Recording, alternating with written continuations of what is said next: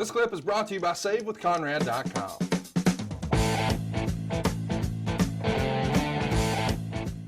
Keller says one of the unlikely stories this past year has been the surprising popularity of WWE in Italy.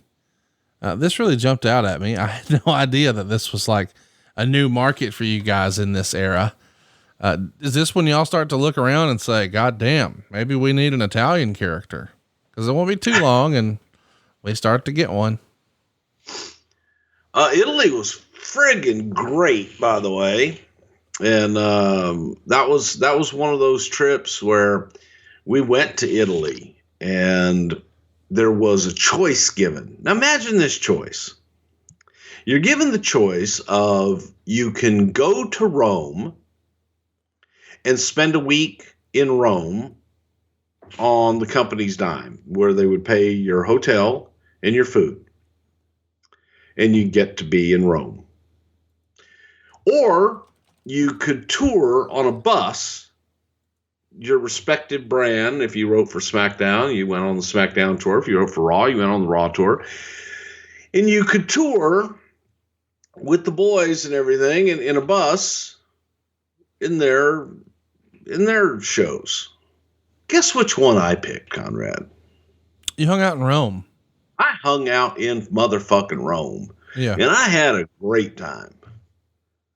So it was, Italy was absolutely fantastic, man. I loved Rome every single night down at the piazza. Oh, it was just absolutely great.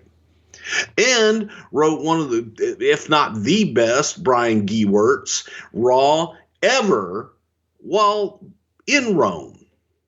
So there. Let's talk about some other news and notes here. Meltzer would say, or Wade would say rather, we went Wade Keller this week over at the Torch, pwtorch.com. There's no clear timetable on when Shawn Michaels will be drastically cutting back on his schedule. Originally, when he returned full time, it was only supposed to be for a short span, but he enjoyed his return to work so much that he kept accepting more feuds and full-time bookings. Recently, though, he has become disenchanted, said one colleague. What WWE does sometimes is show their hand. Michaels realized that he's just one of their animals being herded around. He may be one of management's or Vince's favorites, but he's still just seen as one of the boys. More specifically, it's written here, Shawn was especially upset when he was told he couldn't fly on Air McMahon, the private jet, anymore, because it was off limits to all talent except Triple H, who's family. But when they needed him for a last-second booking, and he said he couldn't get a commercial flight to get there in time, McMahon offered the private jet. He realized then that he was given the red carpet treatment when it benefited McMahon, but despite his tenure with the company, the red carpet wouldn't be extended to him otherwise.